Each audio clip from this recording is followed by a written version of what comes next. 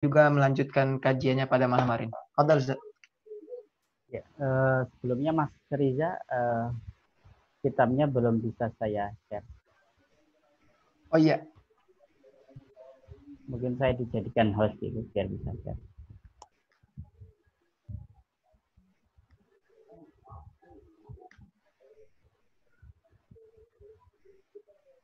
Sudah, Ustaz. Ya.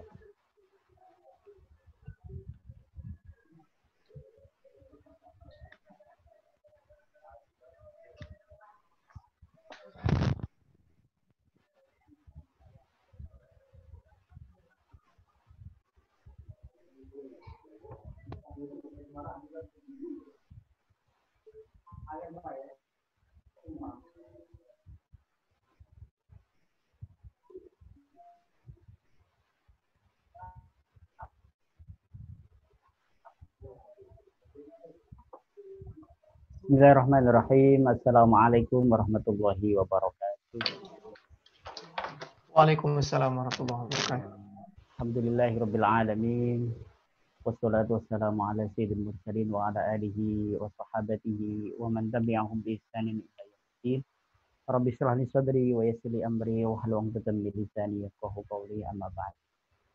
Allahumma iftah 'alaina futuhal 'arifin bi hikmatika wa ansur 'alaina rahmataka wa dhakkirna ma nasina ya dzal jalali wal ikram. Mari kita lanjutkan bacaan kita sekarang sampai halaman 42. Bismillahirrahmanirrahim. Qala al-muallifu rahimallahu ta'ala wa nafa'ana bihi wa bi'ulumihi wa 'ada 'alaina min karamatihi amin ya rabbal alamin. Kalau pertemuan kemarin kita sudah membahas al-kalamu huwa al-lafzu al-murakkabu al-mufidu bil wad'i. Itu menurut para nuhat ahli nahwu, al-lafzu al-murakkab menurut ulama sufi adalah al-murakkab baina al-qaul wal fi'l, atau bahasa lainnya ittihad bainal aqwal wal af'al. Ada kesesuaian antara apa yang diomongkan dengan apa yang diperbuat. Sedangkan al-mufidu menurut kaum sufi diartikan kalimat atau ungkapan yang bermanfaat itu tatkala yang mengungkapkan maupun yang mendengarkan itu tergerak hatinya untuk selalu mengingat Allah Subhanahu wa taala. Sekarang wa aqsamuhu salasatun. Wa aqsamuhu kalam atau kalimat atau pembagian kalimat salah satun itu ada 3. Ismun wa fi'lun wa harfun ja'a li makna. Yaitu isim, fi'il, huruf. Huruf yang memiliki makna. Ini teks matan jurumiyahnya seperti itu. Sebetulnya timbul pertanyaan ya. Kenapa setiap bahasa, konsepsi bahasa itu terdapat perbedaan ketika menggolongkan kata. Misalnya kalau dalam bahasa Indonesia ada kata kerja, kata benda, ada kata sifat. Kalau dalam bahasa Arab ya isim, fi'il, huruf. Kalau kita baca literatur lain, jadi timbul pertanyaan kenapa di dalam bahasa Arab itu hanya 3 ini pembagian. Kok tidak 2, tidak 4, tidak yang lain tidak atau lebih dari 3.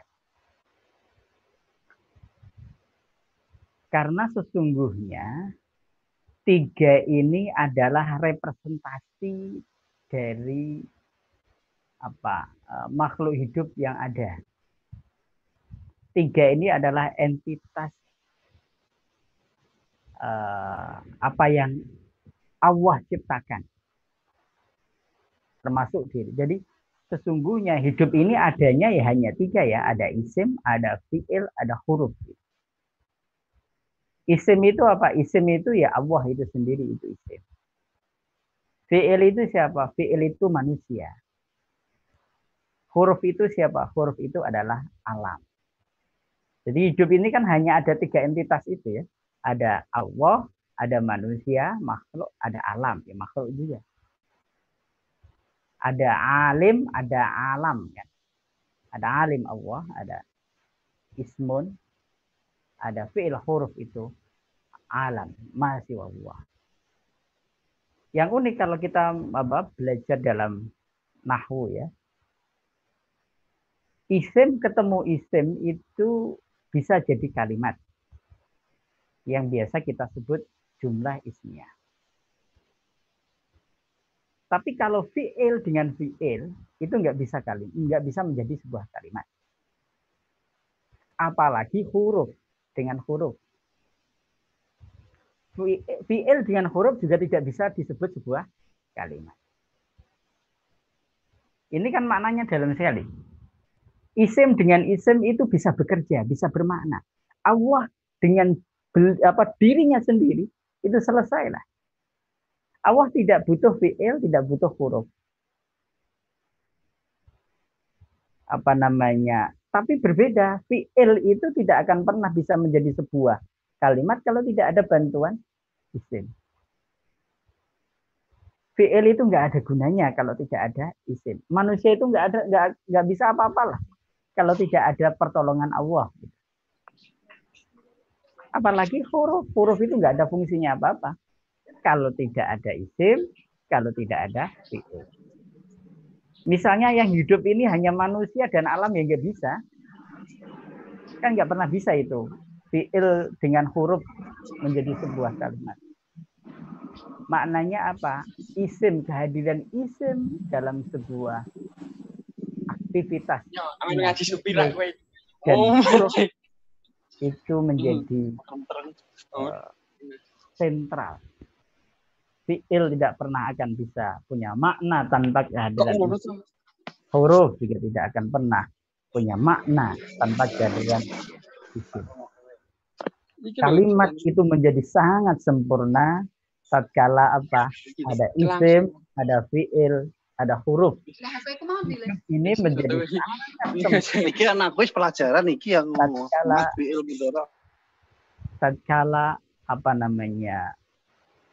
ada hubungan trilogis Allah, manusia, dan alam. Oke, itu sekilas saja. Kenapa di dalam bahasa Arab nahwu kalimat atau kata itu 3. Jadi filosofinya seperti itu. Itu representasi kehidupan. Isim itu menunjukkan Allah, fi'il itu entitas manusia, huruf itu entitas alam. Wa aqsamul kalami, pembagian kalimat, allazi yasiru bihil abdu, yang seorang hamba itu bisa sampai dengan kalimat itu atau dengan kalam itu ila hadrati maula, kepada Allah Subhanahu wa taala. Salah satu, ada 3 hal. Jadi ada kalimat, ada ungkapan yang bisa menghantarkan seseorang wusul kepada Allah Subhanahu wa taala. Pertama apa? Ismun, isim. Ai zikrul ismi al-mufradi wa huwa Allah.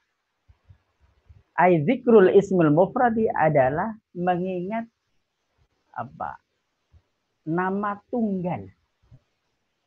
Wa huwa Allah, itu adalah Allah.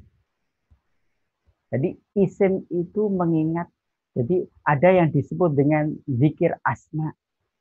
Zikir asma itu ya menyebut saja Allah, Allah. Dan itu adalah a'dhamu zikir. Zikir yang paling tinggi.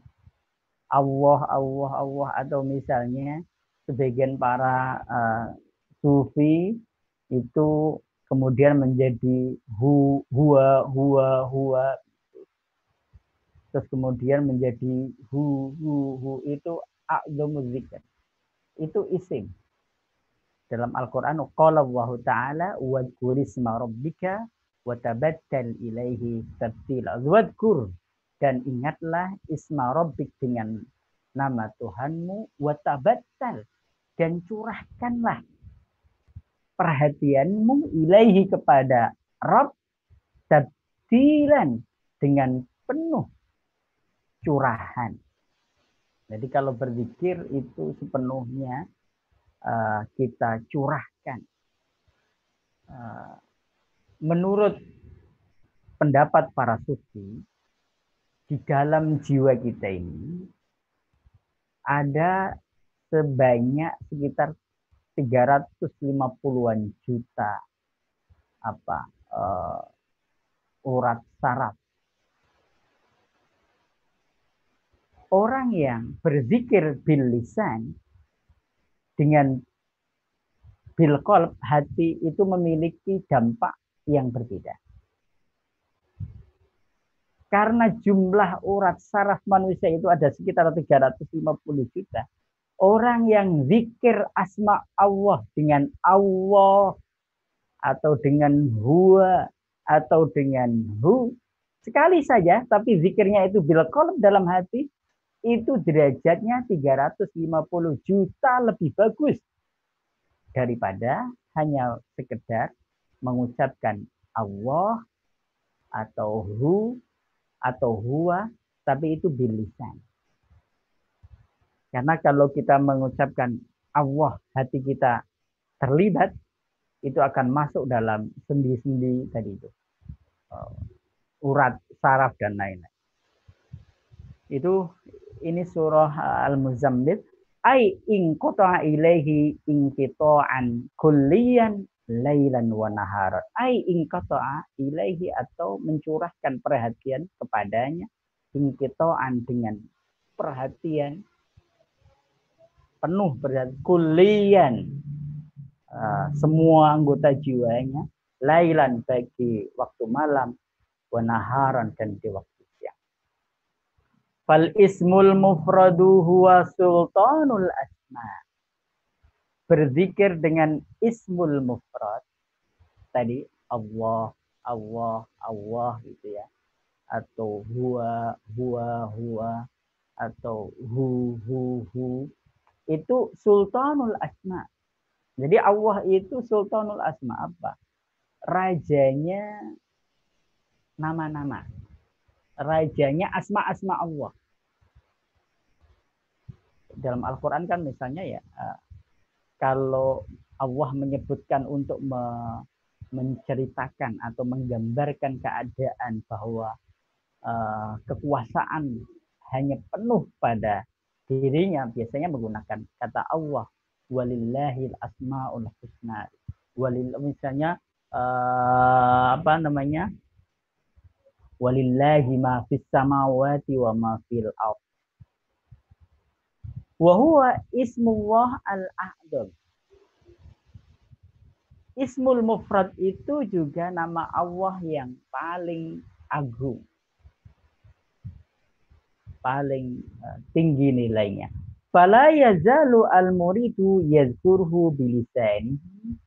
Fala yazalu, maka hendaknya senantiasa al-muridu, seorang yang belajar mendaki spiritual, yazkurhu, berzikir, mengingat Allah, bilisanihi, dalam lisannya. Jadi memang tahapan pertama seorang yang belajar mendaki spiritual itu, zikir itu bil lisan. Maka di ajaran tarekat-tarekat tertentu itu sebelum zikir bil qalb itu atau bistir itu pasti bil jahr. Argumennya karena tidak mungkin hati itu bisa berjalan dengan sendirinya tanpa dituntun. Jadi bil jahr itulah cara menuntun agar orang mampu senantiasa ingat Allah. wa yahtazzu bihi hatta yamtaziju bilahmihi wa dammihi. Wa yahtazzu bihi, dan hendaknya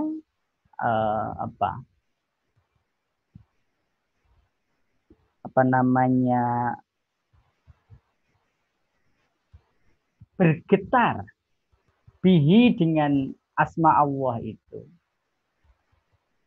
hatta yamtaziju, sehingga mengalir, bilahmihi, dalam tulang-tulangnya, wadammihi, dan darah-darahnya. Jadi zikir bil lisan itu dalam kerangka mengkondisikan jiwa seseorang, jasmani seseorang, agar terlibat berzikir kepada Allah. Karena setelah orang itu zikirnya bil lisan, bijahr, kemudian melibatkan seluruh anggota tubuhnya untuk mengingat, mengagungkan asma Allah, maka zikir itu akan secara otomatis mengalir pada tulang-tulangnya dan darah-darahnya. Kita misalnya masih ingat ya, ada seorang sufi Rumi misalnya, pernah berzikir sampai menyayat-nyayat tubuhnya sehingga ingin darahnya itu keluar. Dia ingin menunjukkan bahwa dengan berzikir itu raganya itu sebetulnya sudah tidak berfungsi lagi, karena yang ada adanya hubungan batin dia dengan Allah, dengan Rabb-nya. Jadi kalau kita mendengar ada orang berzikir bil lisan jahr, itu yaitu bagian dari cara untuk mengkondisikan jiwanya, mengkondisikan hatinya, mengkondisikan darahnya. Sama dengan orang kalau ingin membangkitkan semangat seseorang. Kalau dulu kita pernah misalnya apakah di pramuka atau di tempat lain ya, kalau latihan-latihan itu kan ada yel-yel. Kenapa harus ada yel-yel? Karena ingin melibatkan tidak saja pada sekedar emosionalnya, membangkitkan kegairahan seseorang itu, tapi juga melibatkan seluruh anggota tubuhnya.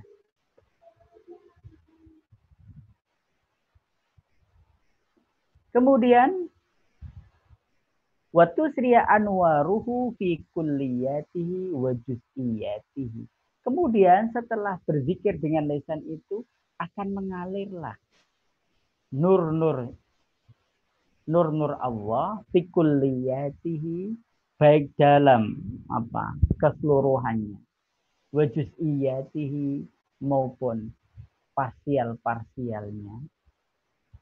Wa yattakhidu az-zakir wal mazkur. Kalau sudah terjadi seperti itu, maka akan bersatulah az-zakir, orang yang mengingat, para salik, wal mazkur, dengan zat yang diingat, yaitu Allah Subhanahu wa taala. Fayantakilu, kemudian berganti, berubah, az-zikru ilal qalb, kemudian setelah zikir bil lisan melibatkan anggota jasmaniyahnya, kemudian melibatkan tulangnya, darahnya, akan muncul, mengalirlah cahaya-cahaya itu sehingga menjadi satu antara orang yang berzikir dengan orang yang atau zat yang diingat adalah Allah. Maka setelah itu barulah dia bisa berubah, beralih ke zikir namanya al-qalb, baru zikir hati. Jadi zikir itu tahapannya lisan dulu, baru zikir al-qalb. Itu tahapan. Itu pondasi lah ya. Pondasinya adalah zikir bil lisan. Setelah itu zikir bil qalb, summa ilar ruh. Kemudian tahapan yang ketiga adalah zikirnya tidak zikir lisan, tidak zikir hati, kemudian zikirnya apa? Ruh, yang pertemuan kemarin, episode kemarin sudah saya sampaikan. Ruh kita ini kan bagian dari ruh Allah. Berzikir itu cara kita meleburkan ruh kemanusiaan kita agar menjadi satu dengan rohnya Allah. Summa ilasir. Setelah itu baru zikir secara sir. Orang kalau sudah masuk pada zikir sir dan tahapan awal tadi sudah dijalani dari lisan, hati, roh, sir, di mana tempat, fi ayyi makanin wa fi ayyi awqatin la yatanaffas illa bi dzikrillah. Hembusan nafasnya itu tidak lain dan tidak bukan adalah selalu menyebut asma Allah. Jadi kalau derajat makomnya sudah zikir sir, berzikir itu tidak perlu pemanasan kira-kira begitu ya. Kalau kita ini orang-orang yang baru akan belajar mendaki spiritual, kan perlu pemanasan, zikirnya bijar dulu, baru pada masuk ke hati, roh dan sir. Dan itu perlu riadoh, itu perlu terus-menerus diusahakan. Tidak mungkin kira-kira itu akan begitu saja hati kita setiap saat wusul ilallah kalau tidak pernah ada latihan. Kemudian fahina idzin yahrusul lisan wa yahsulu ala mahalli syuhudi wal ayani. Wahina idzin yahrusul lisan. Terkadang sebaiknya yahrusul lisan. Yahrusu membisukan. Mendiamkan al-lisan. Lisan kita. Wa yahsulu dan akan menggapai ala mahalli syuhud. Pada posisi atau tempat syuhud. Kesaksian. Wal ayan dan kekuasaan atau kejelasan.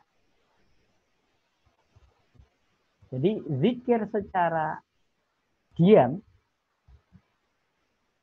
Jadi orang yang berzikir secara lisan tahap awal sebagai sebuah usaha pengkondisian. Tetapi hendaknya dia diteruskan dengan yukhrisul lisan.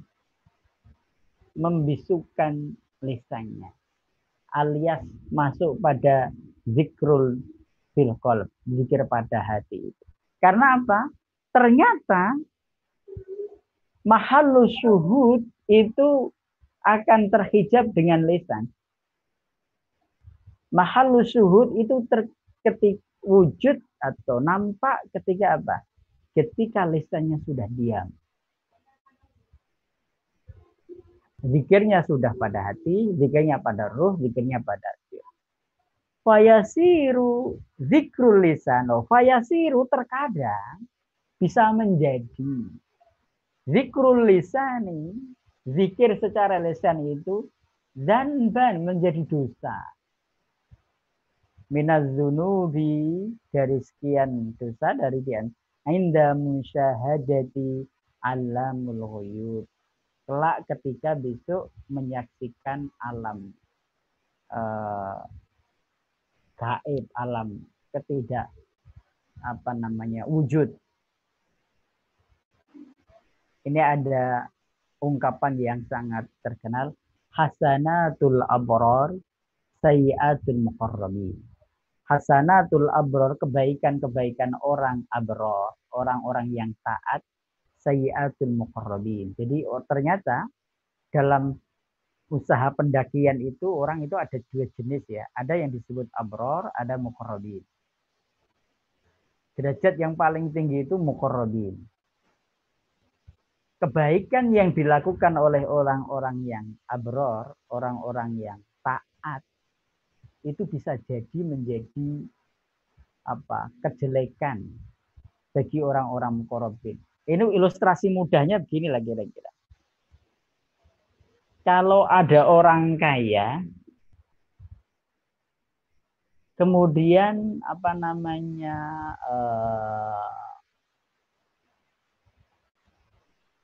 sedekah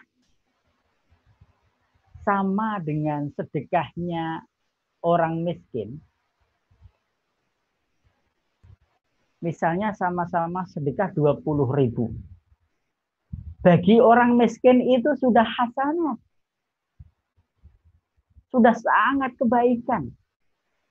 Tapi bagi orang kaya kok sama sedekahnya 20.000 itu sayyi'at.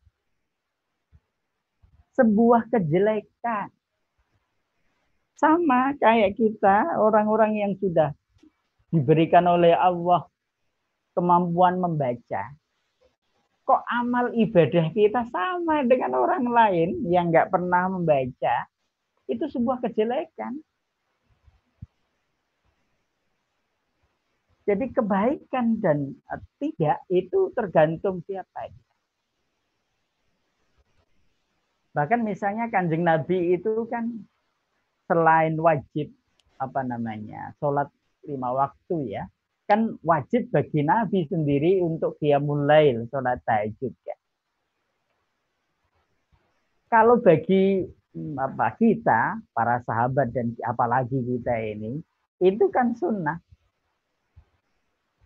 Tapi itu nilainya menjadi wajib atau tidak wajib tergantung dia al-abror atau muqarrabin. Itu samalah kalau dosen membaca bukunya hanya ketika mau ngajar. Itu sayyi'at namanya. Atau guru persiapan ngajarnya atau belajar membaca bukunya hanya karena untuk mempersiapkan materi belajar itu namanya sayyi'at. Meskipun membaca itu baik. Itu sama dengan amalan kita. Amalan kita ini orang yang belajar mendaki spiritual misalnya. Terlebih misalnya kalau sudah makomnya makom muqarrabin, itu kalau dia hanya sekedar selayaknya orang lain, orang ibadah abid yang lain itu sebuah kejelekan. Wa fi dzalik yaqulu, oleh karena itu ada sebuah syair mengatakan, ma in zakartaka illa hamun yuqallikuni. Qalbi wa ruhi wa sirri indaka zikraka. Ma in zakartuka, tidaklah saya mengingatmu wahai Tuhan. Illa hamun, kecuali muncul rasa ham, keprihatinan. Yuqallikuni, yang keprihatinan itu merisaukanku. Qalbi, bagi hatiku, waruhi, jiwaku, wasirri, dan rahasiaku, inda dzikroka, ketika mengingatmu. Hatta ka'anna raqiban minka tafini iyyaka wa hayyaka wa tizkarika iyyaka. Hatta ka'anna, sehingga seolah-olah rokiban. Ada malaikat rokib. Mingka, yang datang darimu. Yahtafini, yang selalu mengawasiku. Iyyaka, jagalah dirimu, wahayyaka, dan dari kecelakaan. Watizkari, watizkari, dan mengingatmu, iyyaka, jagalah dirimu. Amma tarul haqqu qad lahat sawahiduhu wa wasalal kul min ma'nahu maknaka. Amma tarul haqqu, adapun melihat al-haq yaitu Allah, qad lahat, sungguh merupakan hal yang menenteramkan. Syawahiduhu, yaitu menyaksikan. Wa wasalal kul, dan akan terus menerus menemukan min maknahu, dari rahasia-rahasianya maknaka, ada pada maknamu. Ini maksud dari bait atau syair ini. Orang kalau sudah wusul makomnya muqarrabin, selalu hatinya ada pada Rabb, itu kayak orang jatuh cinta. Orang kalau jatuh cinta pacaran misalnya, yang ada itu sesungguhnya was-was. Was-was atas apa? Was-was atas apakah hubungan kemesraan atau cinta itu akan langgeng selamanya. Akan terus terjalin selamanya. Kemudian orang yang jatuh cinta juga apa? Seolah-olah dia akan selalu berada dengan orang yang dikasihinya. Bahkan di mana-mana misalnya melihat wajahnya, melihat penampakannya. Dan itulah sesungguhnya syawahid, musyahadah. Itulah bukti musyahadahnya seorang hamba pada Tuhan. Dia mampu menghadirkan Allah itu selalu bersamanya dan selalu mampu melihat Allah dimanapun. Yang oleh Al-Ghazali yang disebut dengan tajalli. Fadzikru mansyurul wilayah. Berzikir itu adalah bukti dari wilayah kewalian. Wala budda minhu fil bidayah wan nihayah. Wala budda, dan wajib minhu dari adzikir fil bidayah wan nihayah. Selalu fil bidayah wan nihayah itu selalu dalam keadaan berzikir. Wahwa babun azimun, itu adalah sebuah pintu yang besar. Liddukhuli ala Allah, untuk masuk bersama Allah. Kama qala syair, sebagaimana syair mengatakan, az-zikru babun azimun anta dakhiluhu faj'al limanzilatil anfasi harasan. Az-zikru, mengingat Allah, babun azimun, adalah jalan, pintu yang lebar, pintu yang agung. Anta dakhilu, kamu bisa menjadi bagian orang yang masuk di dalam. Faj'al, maka jadikanlah limanzilatil anfasi, menjadikanlah tempat nafasmu, hembusan nafasmu, harasan, menjadi penjaga mengingat Allah. Jadi kalau berzikir itu pintu masuk kita bersama Allah, maka jadikanlah setiap nafasmu itu bagian dari zikir, menyebut asma Allah. Itu isim. Isim adalah mengingat, atau al-asma al-mufrad itu a'dhamu zikr. Mengingat Allah dengan asmanya, Allah itu bagian atau merupakan zikir yang paling tinggi, zikir yang paling mu'adham, a'dham wa a'la, yang paling tinggi derajatnya. Cara berzikir tadi bil lisan. Itu bagian dari pengkondisian jasmaniah kita. Kemudian bil qalb dengan hati, kemudian biruh, terakhir adalah bisir. Ketika orang sudah sampai pada ruh dan sir, inilah kemudian yang ada pada dirinya tidak ada lagi perbedaan. Aina dzakir wa ainal mazkur. Mana yang pengingat dan mana yang diingat.